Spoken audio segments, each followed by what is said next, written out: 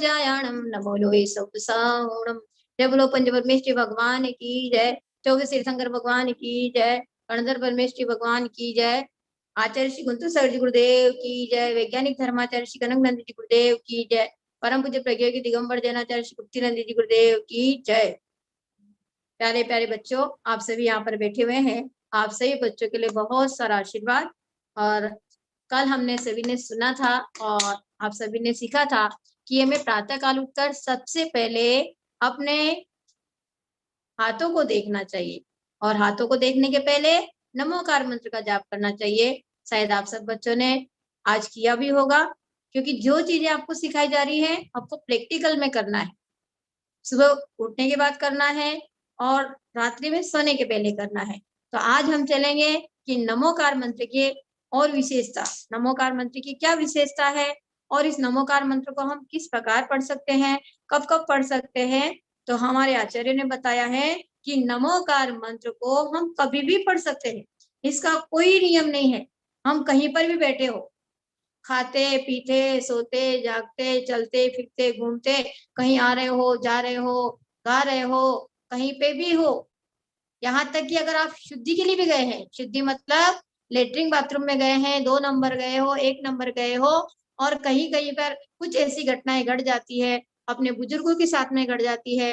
बहुत सारी घटनाएं आप लोगों को देखने में आती, सुनने में आती होगी कि कभी कुछ वृद्ध व्यक्ति बाथरूम में गए, लेटरिन के लिए गए, उन्हें अटैक आ गया, वो गिर पड़े और उस समय उनकी आवाज आपको आई, तो आप क्या उन्हें नमोकार मंत्र नहीं सुनाएंगे? सुनाएंगे, क्योंकि हम जब भी गिरते हैं, कुछ भी चोट आती तो हे भगवान, सबसे पहले हमारे मुंह से ये निकलता है, हे प्रभु, हे भगवान हमें बचाओ, हमारी रक्षा करो। उसके बाद घर वालों को याद करेगा, तो हम वहां पर भी नमोकार मंत्र बोल सकते हैं। इसलिए आपने रविंद्र जैन का एक गाना सुना होगा कि खाते पीते सोते चलते फिरते जागते कहीं पर भी हम नमोकार मंत्र को जप कर सकते हैं। आप नमोकार मंत्र को, नमोकार मंत्र एक ऐसा मंत्र है, चाहे आप ऊपर से जप करो, चाहे आप बीच में से बोलो, चाहे आप नीचे से बोलो। इसलिए कभी कभी नमोकार मंत्र में से अलग अलग ग्रह के लिए आपको अलग अलग मंत्र जाप दे दिए जाते हैं। कभी कभी कोई भी बता देता है कि आपको चंद्र ग्रह ठीक करना है तो आप नमो हरियंताणम का जाप करो, आपको मंगल ठीक करना है तो आप नमो सिद्धाणम का जाप करो, आपको गुरु को ठीक करना है, आप अपने गुरु को नहीं, मतलब गुरु ग्रह को, गुरु ग्रह को ठीक करना है तो नमो आयरियाणम का जाप करो। अपनी बुद्धि का विकास करना है, बुद्धिमान बनना है, प्रज्ञावान बनना है, ज्ञानी बनना है, विद्वान बनना है, कलाकार बनना है, श्रेष्ठ ज्ञानी मेधावी बनना है, संगीतकार बनना है, व्यापारी बनना है, कुछ भी बनना है तो नमो वज्रयाणम का जाप करो। और अपने राहु केतु शनि ग्रह की अनेक प्रकार की जो बाधाएं आती है, उन सब बाधाओं से मुक्ति पाना है तो नमो लोहे सवसावणम का जाप करो। इस प्रकार नमोकार मंत्र की विशेषता देखो कि आप चाहे एक पद को भी जप सकते हैं और चाहे तो 5 पद को एक साथ भी जप सकते हैं। तो बाकी मंत्रों को हम ऐसे उठपटांग किसी रूप में नहीं जप सकते। एक नमोकार मंत्र के लिए ही ये बताया है कि आप नमोकार मंत्र को ऊपर से जपो, नीचे से जपो, साइड से जपो, बाएं से दाएं से, नीचे से, बीच में से भी, और किसी भी पद का आप जाप कर सकते हैं। एक एक माला करोड़ करोड़ जाप कर सकते हैं। तो ये सब हमारे आचार्यों ने केवल नमोकार मंत्र के लिए बताया है। बाकी आप जो छोटे छोटे मंत्र किसी प्रकार के, जैसे सरस्वती मंत्र है, जितना बताए उतना ही जाप करना पड़ेगा, उसमें से आधा कट करके आप नहीं जप कर सकते।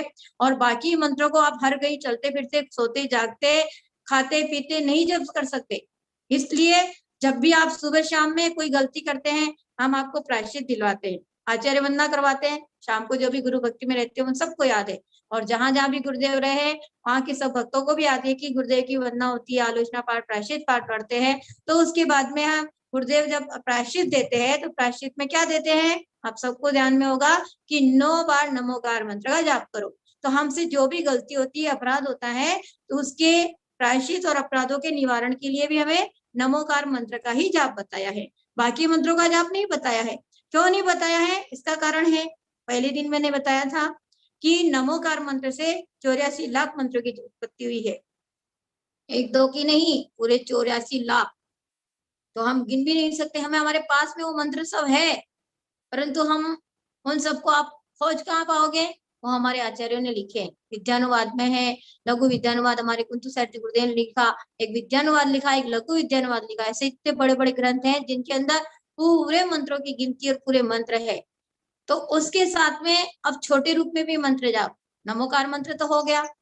आप लोगों को कोई भी प्रश्न अगर पूछना है तो आप लोग चैट बॉक्स में डाल सकते हैं, फिर व्हाट्सएप पे भेज सकते हैं। अगर आप लोगों ने कुछ भेजा हो और रह गया हो, क्योंकि मैंने देखा लेकिन मेरे को कुछ भी किसी का प्रश्न नहीं मिला था, अगर आप पूछना चाहेंगे तो आप मैं आज 5 मिनट पहले आपको समय दूंगी कि जिससे आप लोग बता सके, बोल सके, पूछ सके मेरे से। और जो नहीं समझ आ रहा तो यहाँ लिख करके डाल देना, मयूरी या प्रेरणा जो भी होंगे आपको बता देंगे कि ये प्रश्न यहाँ पर आया हुआ है। तो मैं आपको बोल रही थी कि नमोकार मंत्र, अब नमोकार मंत्र भोजन करते करते कैसे बोलना, हमारा मुंह झूठा है, तो भोजन शुरुआत करते हैं, भोजन के पहले में नमोकार मंत्र बोलना चाहिए, जिससे हमारे ऊपर किसी की बुरी दृष्टि ना पड़े। भोजन करने के पहले नमोकार मंत्र इसीलिए बोला जाता है कि आपका भोजन अमृत बन जाएगा, मंत्रित हो जाएगा। वैसे भोजन करते समय भोजन को मंत्रित करने का भी एक मंत्र आता है, लेकिन वो अभी आपको मैं नहीं बताऊंगी, वो बहुत बड़ा मंत्र है। और अभी आप केवल, आप छोटे बच्चे हैं, जैसे जैसे हमारा अध्ययन बढ़ता है वैसे आपको चीजें बताई जाती है। तो हमारा जो भोजन मंत्र है, एक स्नान करते समय स्नान का मंत्र है, परंतु कुछ भी नहीं आता है, किसी को कुछ भी नहीं आए, केवल नमोकार मंत्र आ गया तो नमोकार मंत्र से ही हर प्राणी का उद्धार हो जाता है। जैसे एक कहानी अपने बीच में थी कि नमोकार मंत्र को भगवान पार्श्वनाथ ने नाग और नागिन को, जब वो अपने वन में जा रहे थे और वन में जा रहे थे अपने मित्रों के साथ में हाथी पर सवारी कर रहे थे, तो रास्ते में नाग और नागिन को एक व्यक्ति जो उनका नाना था पूर्व भव का, उसी भव का नाना था और पूर्व भव का उनका भाई था।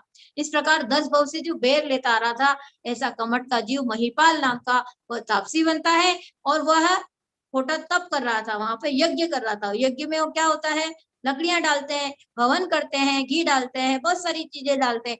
तो वह गीली गीली लकड़ियों को डाल रहा था और गीली लकड़ी के अंदर क्या था, नाग और नागिन का जोड़ा बैठा हुआ था। और नाग नागिन का जोड़ा जो बैठा हुआ था उसने उस लकड़ी को हवन के अंदर डाल दिया। अब बेचारे तिर्यंच प्राणी जो बोल नहीं सकते, वो नाग और नागिन के भी 5 इंद्रियां होती है बच्चों, जैसे आपके 5 इंद्रिय है वैसे उनकी भी 5 इंद्रिय होती है। तो वो 5 पंचेंद्रिय जीव है, लेकिन फिर भी आपके समान हमारे समान बोल सकता है क्या, नहीं बोल सकते। तिर्यंच प्राणी कुत्ता है, बिल्ली है, गाय भैंस, सांप आदि, नेवला, शेर आदि जो भी तिर्यंच प्राणी है वो बोल नहीं सकते, परंतु मनुष्य की भाषा वो समझते हैं। परंतु वो जो तापसी था, वो तब जो कर रहा था, उसने गीली लकड़ी को हवन में डाल दिया और इधर से पार्श्वनाथ भगवान उसी वन में पहुंचते। तो भगवान के पास जो होता है गर्भ से ही 3 ज्ञान रहते, मति ज्ञान, शुद्ध ज्ञान, अवधि ज्ञान। अवधि ज्ञान से भगवान ने जान लिया। भगवान ने अपने मित्रों को रोका और हाथी पर भगवान बैठे हुए थे। भगवान जब गृहस्थ अवस्था में थे, राजकुमार थे, तो उन्होंने हाथी को बिठाया और हाथी से नीचे उतरे और उतर करके उस तापसी के पास में गए, उसको रोका कि अरे तपस्वी, तुम जो ये कर रहे हो बहुत कुकर्म कर रहे हो, इस लकड़ी के अंदर पूरे जीवित नाग नागिन जल रहे हैं। उसने बहुत क्रोध आया कि तुमने मेरे यज्ञ को रोक दिया। कोई भी व्यक्ति कुछ काम कर रहा होगा और बीच में आकर बोलेगा तो उसको क्रोध आ जाएगा, और वो तो उनका पूर्व का बेरी था। भगवान ने समझाने की कोशिश की, प्यार से समझा, लेकिन वो मानने को तैयार नहीं। फिर भगवान ने कहा कि रोको, अभी बंद करो, नहीं तो ये नाग और नागिन मर जाएंगे, जल जाएंगे। जबकि वो जल रहे थे।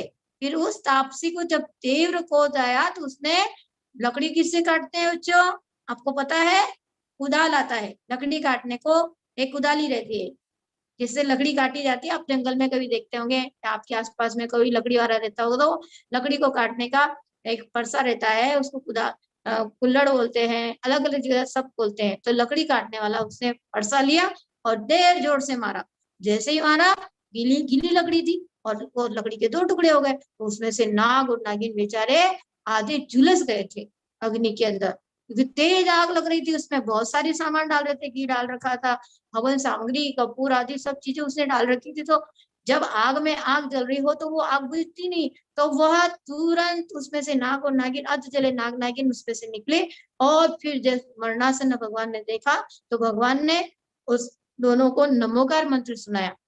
अब ये बताओ, वो बिल्कुल अध जले हो चुके थे, मरणासन हो चुके थे, फिर भी भगवान के मंत्र ने काम किया कि नहीं किया, भगवान के मंत्र ने काम किया। इस कारण उनको संबोधन मिला। संबोधन मिलने से वो नाग नागिन मर तो गए, क्योंकि उनकी आधी काया जल चुकी थी। अध जले मतलब आधे नाग नागिन जल चुके थे, थोड़े से प्राण अटके हुए थे।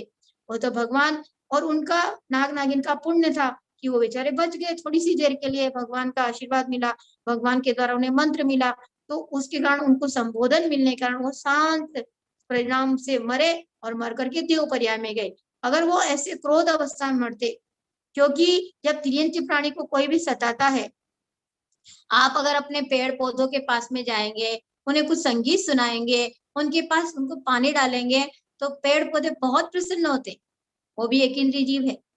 जो आप फूल लगाते हैं, पेड़ लगाते हैं, अभी फूल ऑक्सीजन चाहिए, ऑक्सीजन चाहिए, ऑक्सीजन चाहिए, पेड़ लगाओ, पेड़ लगाओ, सभी बोलते हैं, लगाते लगाते नहीं कुछ भी।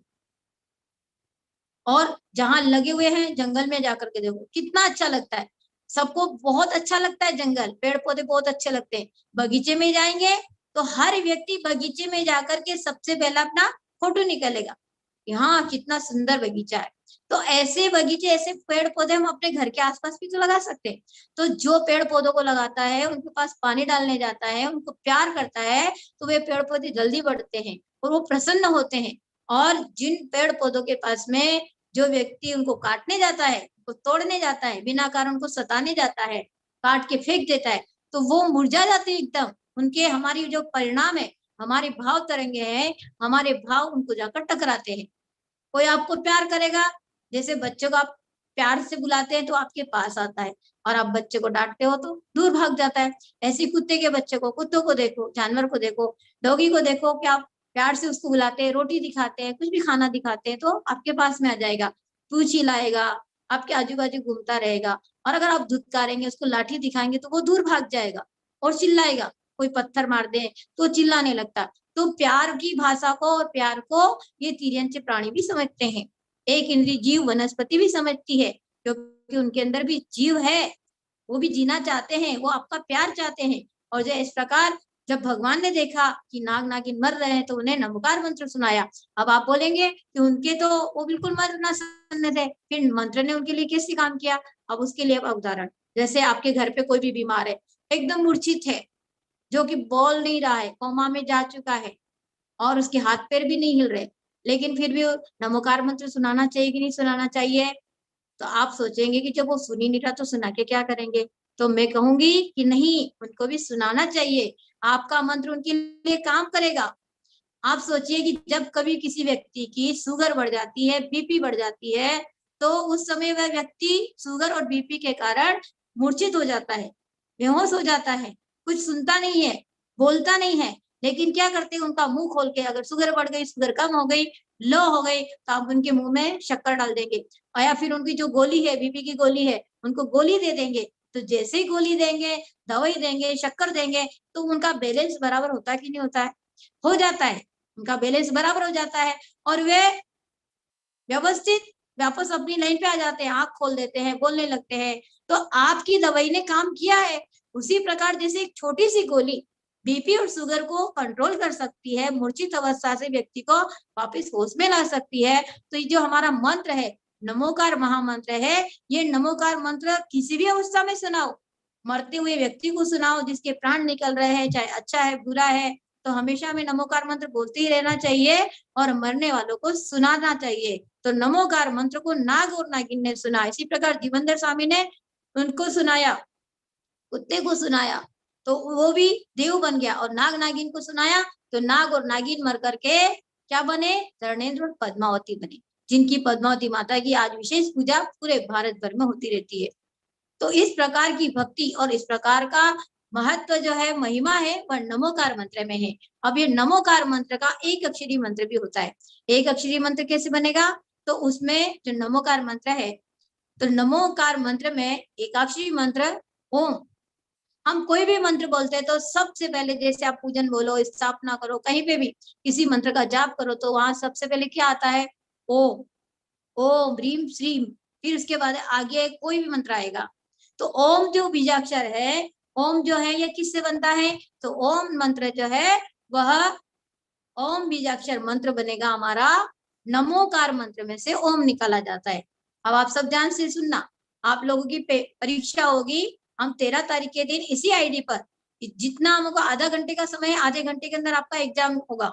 तो मैं बहुत जल्दी जल्दी आपका पूरा फटाफट पाठ करवाऊंगी, जितने बहुत कम प्रश्न उसके अंदर आएंगे, आपको केवल राइट का निशान टिक मार करना है, 4 ऑप्शन उसके अंदर आएंगे, और आप लोगों को अच्छे से ध्यान से सुनना है, नोट करना है। और आपके पास में पीडीएफ फाइल भी इस बाल विकास की आ चुकी है, धर्म तीर्थ प्रवेशिका बाल विकास, इस नाम से ये फाइल आई है। तो आप सब बच्चे उसको डाउनलोड कर लेना। सारा विषय जो भी बता रही हूँ मैं उसी में से बता रही हूँ, आपके पास उसको सेव करके रखिए और उसमें से याद कर लीजिए, उसी में से आपको पढ़ना है। और जो कुछ अभी हम शॉर्टकट में चल रहे हैं क्योंकि 10 दिन का शिविर है, और उसके बाद में जब हमारी ये शिविर समाप्त हो जाएगा 13 तारीख के बाद में, हम इसको कंटिन्यू करने के लिए जितने बच्चे भी पढ़ना चाहेंगे उन सब बच्चों के लिए धर्म तीर्थ इसी आईडी के ऊपर शाम के समय में 7 से 7:30 बजे, केवल आधे घंटे की, अभी भी हम आधा घंटा पढ़ रहे हैं तो आधा घंटे के लिए आप लोगों की पाठशाला ली जाएगी। और उस पाठशाला के अंदर आपस आपको पूरे व्यवस्थित ढंग से पढ़ाया जाएगा।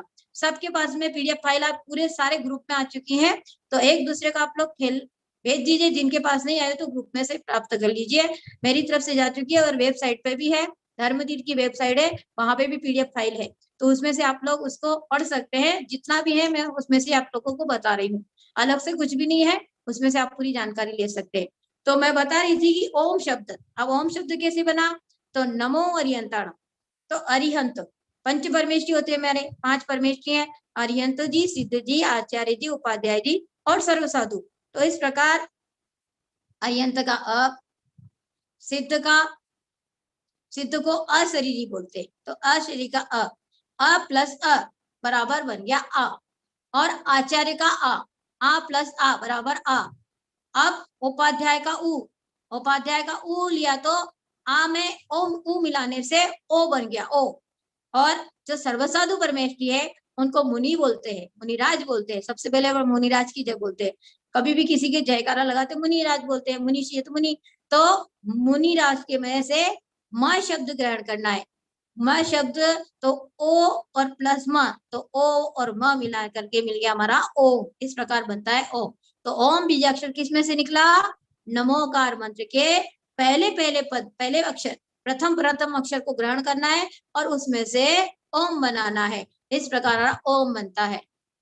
ओम हमारा पंच परमेष्ठी भगवान का प्रतीक है। अब हम आगे चलेंगे, हमारे जो तीर्थंकर भगवान है, अब कल हमने अपने हाथों में 24 भगवान की स्थापना की थी, सिद्ध भगवान की स्थापना की थी। अब जो अरंत सिद्ध हो गए उनकी स्थापना के बाद, उनका परिभाषा उनके बाद में आएगी। हम पहले 24 भगवान, जिस प्रकार इस भाग में जो विषय है इसमें बहुत सारी पोयम भी है, इसमें बहुत सारी चीजें, कविता भी है, लेकिन वो सब चीजें आपको नहीं बताऊंगी। इसमें जो कहानियां है, कहानियों में से कोई प्रश्न आ सकते, इसलिए कहानी आपको थोड़ी थोड़ी बीच में शॉर्टकट में आपको मैं बताती जाऊंगी, कुछ भी प्रश्न आपके लिए आ सकता है। और जो चीज आपको जानकारी के लिए आप इस पीडीएफ फाइल को आराम से डाउनलोड कीजिए और पढ़ सकते हैं। अब हम आप चलेंगे 24 भगवान के चिन्ह।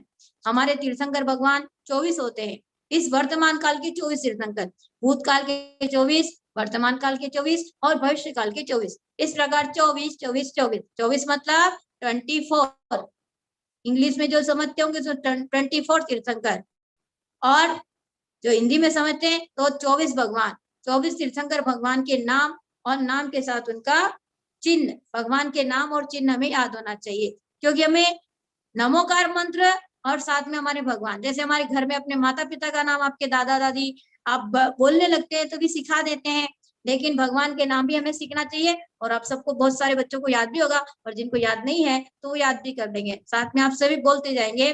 तो ऋषभनाथ का बेल, अजितनाथ का हाथी, संभवनाथ का घोड़ा, अभिनंदन नाथ भगवान का वानर, बंदर भी बोलते हैं, सुमतिनाथ का चकवा, पद्म प्रभु का कमल, सुभाषनाथ का साथिया, चंद्र प्रभु का चंद्रमा, पुष्पदंत के मगर, शीतलनाथ जी का कल्पवृक्ष, श्रेयांसनाथ जी का गेंडा, वासुदेव जी के भैंसा, विमलनाथ जी का सुकर, अनंतनाथ जी के सेही, धर्मनाथ जी का ब्रजदंड, शांतिनाथ जी का हिरण, कुंदनाथ का बकरा, अरयनाथ की मछली, मल्लीनाथ के कलश, मुंसरतनाथ का कछुआ, नवीनाथ जी का नीलकमल, नेमिनाथ जी का शंख, पाशनाथ जी का सर्प और महावीर भगवान के सिर। इस प्रकार ये पीडीएफ फाइल में आप जब देखेंगे तो आपके पास में एक पीडीएफ फाइल में चिन्ह और भगवान के नाम भी आपको मिल जाएंगे।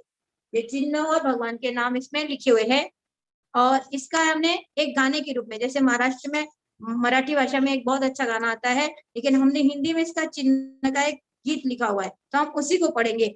पर उसके पहले इसके प्रश्न है। अब चिन्ह आपको बता दिया, अब चिन्ह के बाद में तीर्थंकर किसे कहते हैं, इसमें 4-5 ही प्रश्न है कि तीर्थंकर किसे कहते हैं।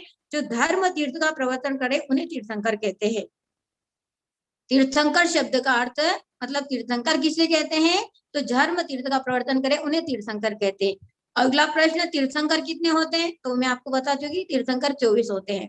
और एक से अधिक नाम वाले तीर्थंकर कितने होते हैं। आपको बच्चों को ध्यान में होना चाहिए कि हमारे ऐसे भी 3 तीर्थंकर है कि जिनके नाम एक से अधिक है। जैसे प्रथम तीर्थंकर आदिनाथ भगवान है, तो उनका दूसरा नाम, आदिनाथ जी का दूसरा नाम क्या है, ऋषभनाथ। और ऋषभनाथ जी का दूसरा नाम क्या है, आदिनाथ। आदिनाथ जी का दूसरा नाम क्या है, ऋषभनाथ। ऐसे तो 2 भगवान, एक भगवान पहले वाले हो गए, उनके 2 नाम। अब 9वें पुष्पदंत भगवान, 9वें पुष्पदंत भगवान जी का दूसरा नाम सुविधिनाथ जी भी है। सुविधिनाथ जी का पहला नाम पुष्पदंत, पुष्पदंत जी का दूसरा नाम सुविधिनाथ, तो पहला दूसरा ऐसे कर सकते। और अंतिम तीर्थंकर जिनके शासन में हम चल रहे हैं, महावीर भगवान। तो अंतिम तीर्थंकर महावीर भगवान है। तो महावीर भगवान के कितने नाम है, पूरे 5 नाम है। आप सब बच्चों को याद होगा, क्योंकि महावीर भगवान, कुछ कुछ भगवानों के नाम सबको याद रहते हैं, जैसे आदिनाथ जी का, पारसनाथ जी का, महावीर भगवान का, शांतिनाथ भगवान का। लेकिन बीच के कोई कोई भगवान के नाम याद नहीं रहते हैं, माता पिता का नाम याद नहीं रहता है। तो मैं बहुत सारा आपको विस्तार से अभी नहीं बताऊंगी, विस्तार के साथ में हमारी पाठशाला चलेगी तब बताएंगे, लेकिन अभी थोड़ी रूप में आपको बता रही हूँ। तो भगवान जो इनके दूसरे नाम, महावीर भगवान के 5 नाम। अब महावीर भगवान के 5 नाम कौन से हैं, तो वीर, अतिवीर, सन्मति, वर्धमान और महावीर। इस प्रकार महावीर भगवान के 5 नाम होते हैं पूरे। और भगवान के 5 नाम, जितने भगवान के नाम होते हैं उन नामों को सार्थक करते हैं। आजकल क्या करते हैं, मम्मी पापा बच्चों के नाम भगवान पे रख देते हैं और भगवान के नाम को रख करके उन बच्चों को फिर गाली देते हैं। और हम भगवान के नाम की माला जाप करते हैं। आपने जैसे ओम ऋषि महावीर जिनेन्द्राय नमः, ओम ऋषि आदिनाथ जिनेन्द्राय नमः। अब महावीर ने, जैसे आपका नाम महावीर रख दिया मान लो, अब महावीर ने ऐसा किया है, महावीर इतना खराब है, महावीर ऐसा करता है, महावीर हमारी सुनता नहीं है, तो कुछ भी बोलते हैं, महावीर बहुत खराब है, गाली देंगे आपस में, अपनी होटल का नाम रखेंगे, अपनी दुकान का नाम रखेंगे, किसी भी चीज का महावीर, आदिरंत, आदिनाथ, पारेशनाथ, कुछ भी चीज पे नाम रखेंगे और उनको गाली देंगे, तो फिर किसको गाली जाएगी, भगवान को गाली। क्योंकि हम भगवान के नाम मंत्र से अपने कष्टों का निवारण कर रहे हैं और इधर कष्ट प्राप्त करने का साधन अपन स्वयं पा रहे हैं, इसलिए अपने बच्चों का नाम भगवान पे रखते हैं और फिर उस बच्चों को गाली देते हैं, उनको मारते पीटते हैं। तो इस प्रकार हमारे आचार्य ने कहा है कि भगवान के नाम पर कभी भी अपने बच्चों का नाम नहीं रखना चाहिए।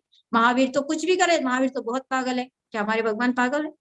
भगवान के नाम में बहुत शक्ति है, अनंत शक्ति है नाम में, इसलिए भक्तावर स्तोत्र में आता है। हम आपको भक्तावर भी सिखाएंगे, जब अपनी शाम के समय पाठशाला चलेगी सब बच्चों को भक्तावर भी सिखाऊंगी। तो तन्नाम मंत्र मनीषम मनुजा स्मरंत, एक लाइन आती है उसके अंदर कि भगवान आपके नाम मंत्र का स्मरण करने मात्र से हमारे रोग शोक संकट पीड़ा संपूर्ण समाप्त हो सकती है। तो ऐसे भगवान के नाम पर कभी भी अपने बच्चों का नाम नहीं रखना चाहिए। और जिन बच्चों का भगवान के नाम पर अपना नाम है, तो बच्चों अपना नाम अपने अभी चेंज करवा लेना, क्योंकि हम अपने भगवान के समान तो आप बन नहीं रहे, उनके जैसे गुण आपके अंदर नहीं है। भगवान में अनंत गुण है, आपके अंदर तो गुण है नहीं, फिर उनको गाली दे रहे आपके माता पिता, बड़े लोग, कोई भी मारता पीटता कुछ भी गाली देता। ऐसा कौन सा माता पिता, ऐसे कौन सा परिवार होगा जो अपने बच्चों को गाली नहीं देते होंगे, डांटते नहीं होंगे, मारते नहीं होंगे। तो जब आप शब्दों का प्रयोग करते हैं तो वह सीधे हमारे भगवान के ऊपर जाता है। इसलिए भगवान के नाम पर अगर आपका नाम रखा हुआ है, अपना नाम चेंज करवा लेना। और कभी अपने बच्चों का, आप जब बड़े हो जाए, परिवार हो जाए, तो माता पिता भी अगर यहाँ बैठे हैं, तो कभी अपने बच्चों का नाम भगवान के नाम पे नहीं रखना। 24 तीर्थंकरों के नाम पे अपने बच्चों के नाम बिल्कुल नहीं रखना, क्योंकि आप स्वयं नारा लगाते हैं, गुरु के नाम पे नारा लगाते हैं कि माता, माँ का बेटा कैसा हो, उत्ती नंदी जैसा हो, माँ की बेटी कैसी हो, आस्ताशी माता जी जैसी हो, ज्ञानमती माता जैसी हो। तो हम बच्चों को इस प्रकार नारा भी लगाते हैं, फिर उनको गाली भी देते हैं। और जब गाली देते हैं तो किसके ऊपर जाएगी, जिसके ऊपर नाम लिया है। तो हमें सोच समझ करके नाम रखना चाहिए। अब हमारे इसमें 5 तीर्थंकर, 24 भगवान में से 5 तीर्थंकर ऐसे हुए हैं जिन्होंने विवाह नहीं किया, शादी नहीं की। ऐसे 5 तीर्थंकर बाल यति, जो शादी नहीं करता उसे बाल ब्रह्मचारी कहते हैं, बाल यति कहते हैं। तो बाल यति तीर्थंकर 5 है। कौन कौन से हैं, तो वासुपूज्य, मल्लीनाथ, 12वें वासुपूज्य जी, 19वें मल्लीनाथ जी, 22वें नेमिनाथ जी, 23वें पारसनाथ जी और 24वें महावीर स्वामी। इस प्रकार ये 5 तीर्थंकर जो है बाल ब्रह्मचारी है, बाल यतीश्वर कहते हैं। अब हम चलेंगे आगे।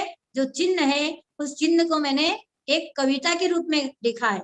जैसे महाराष्ट्र में चलता है तो आप लोगों को भी मैं गा रही हूँ। अगर आप लोग के पास में, जिंदगी के पास में PDF फाइल है तो वो भी निकाल लीजिए कि भगवान के चिन्ह के भजन।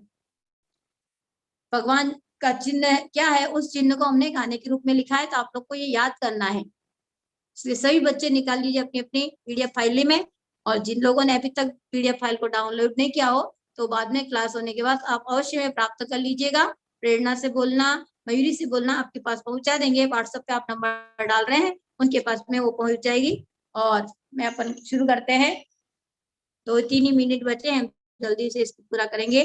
श्री आदिनाथ आपका है चिन्ह बेल का, श्री अजितनाथ आपके है चिन्ह हाथी का, श्री संभवनाथ आपका है चिन्ह अस का, श्री अभिनंदन आपका है चिन्ह कपी का, श्री सुमतिनाथ आपका है चिन्ह चकवा का, श्री पद्म प्रभु आपका है चिन्ह पद्म का, सुपार्श्वनाथ आपके चिन्ह स्वस्तिक का चिन्ह है, श्री चंद्रनाथ आपके चंदा का चिन्ह है, श्री पुष्पदंत आपका है चिन्ह मगर का, श्री शीतलनाथ कल्प वृक्ष चिन्ह आपका, श्री अंशनाथ आपका है चिन्ह गेंडा का, श्री वास्तुपूजी आपका है चिन्ह भैंसा का, श्री विमलनाथ आपका है चिन्ह सुकर का, श्री अनंतनाथ आपका है चिन्ह से ही का, हे ब्रज दंड चिन्ह धर्मनाथ के कहा, शांतिनाथ का सुचिन्ह हिरण है कहा, श्री कुंतनाथ आपका है चिन्ह बकरे का, श्री अरनाथ आपका है चिन्ह मछली का,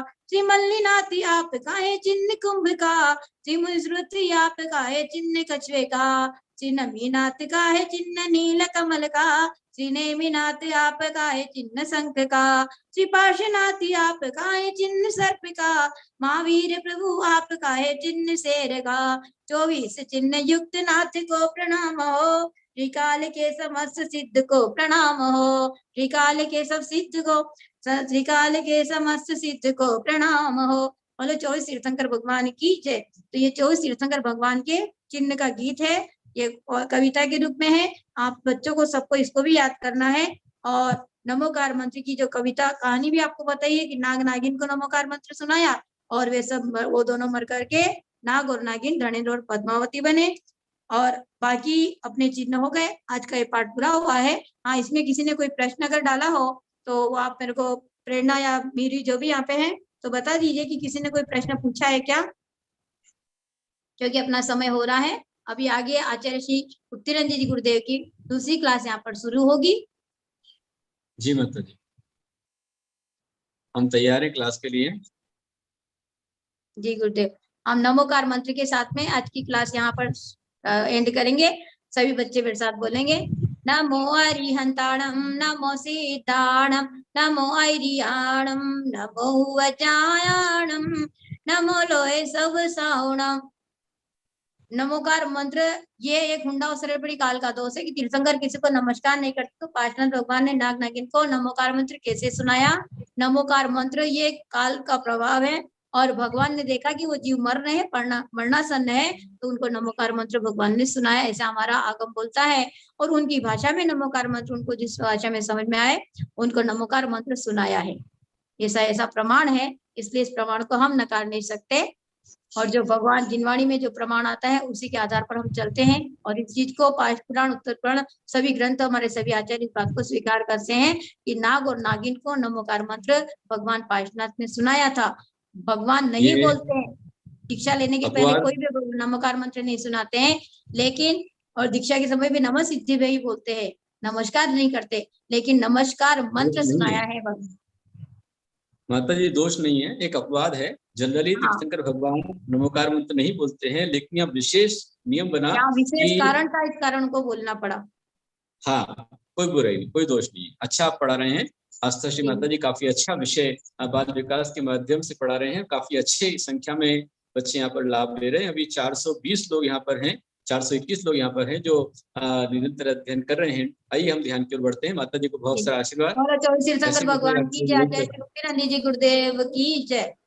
वंदामी माता जी, नमोस्तु गुरुदेव। वंदामी माता जी, आप जिसी को हाँ। भी पीडीएफ चाहिए रहेगी वो धर्मतीर्थ.in पे जाके पीडीएफ ले सकते हैं, या तो फिर मैं अभी कुछ देर के अंदर आपको एक लिंक भेज रही हूँ, उस लिंक से जुड़ के आपको सारी इंफॉर्मेशन मिल जाएगी जी। ठीक है। नमोस्तु गुरुदेव। हाँ, सभी के लिए आशीर्वाद है। आइए हम ध्यान के अगले चरण